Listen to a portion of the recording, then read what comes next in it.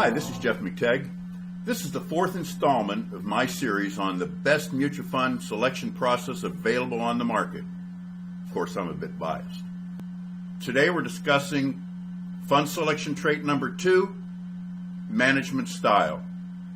It was thought that most funds were star managed, but recently the SEC required that fund companies list all people involved in the investment decision-making process. In complying with this order, many funds previously thought to be star managed were exposed as team managed or committee managed. Lipper claims that 3 out of every 4 funds today are managed by an investment team or committee. So does one management style have a performance advantage over the other 2? Before I detail my fact-based results, let us look at a few opinion-based conclusions. Back in the day, fund companies spent millions of ad dollars promoting their market-beating managers. People like Bill Miller, John Templeton, T. Rowe Price himself, John Neff, and of course Peter Lynch. However, promoting the fund manager is like a restaurant owner promoting her chef. More often than not, the notoriety leads to the chef quitting and starting her own restaurant, taking patrons with her. This leaves the restaurant owner scrambling to maintain patrons and revenue. When a well-known fund manager departs for greener pastures or to start his or her own fund, it leaves the ex-employer in a similar situation. Once the fund becomes significant to the fund family, micromanagement sets in too. The star then spends more time managing politics and people than managing money. And oh, by the way, how well do you think Peter Lynch or Bill Miller took to criticism from fund management? Having learned this lesson the hard way, many fund manufacturers turned to the team concept, where they could claim that 2 heads are better than 1. If a fund is team managed, the success of the fund is not tied to one man or one woman, and the fund can lose a team member without significant disruption to the fund or its family. However, team-managed funds are susceptible to what is known as groupthink, where individual thought is replaced by that of the group, sacrificing individual creative ideas for the good of unanimity. Many investors and advisors also want to follow the chef to his or her new fund, assuming that stellar result at Fund A will repeat at Fund B. Will it? Will the new manager fit in with the acquirer's culture?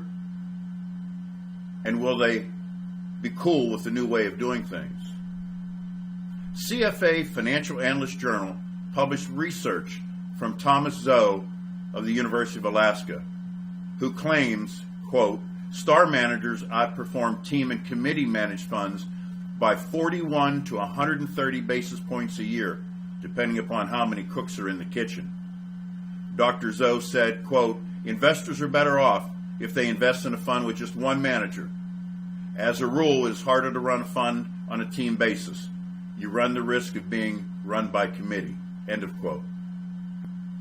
Here are a few more industry observations worth noting. Quote, big teams discuss, small teams decide. End of quote. Said by Laurent Ramsey of Pictet Asset Management. Michelle Seitz, CEO of William Blair, said, committees tend to manage to the lowest common denominator. End of quote. When I first started researching the correlation between management style and performance in 1998, the overwhelming majority of funds were star managed. At least I thought they were. Today the percentage is much smaller. As a result of this big change, I wanted to see if the results of Dr. Rowe held true today. But because of this abrupt change in how funds list management, I can't be as confident in the results of my previous research, as fund management may have been miscategorized in the past. Going forward, I will, however, do the comparative research year by year. Here are the results of my research of 2016, where 28% of all funds were star managed. As you can see, star managed funds earned a meaningful edge over the competition, where star managed funds averaged 12.16% and team managed funds averaged 11.45%. That's a star managed fund advantage of 31 basis points. And oh, by the way, the star managed funds held advantage in all 12 equity categories surveyed, as you can see. Well, that is all the time we have for today. I trust you see the value in favoring star managed funds in the selection process. I thank you for watching. Please join me next time when you will discover whether manager tenure matters when selecting mutual funds.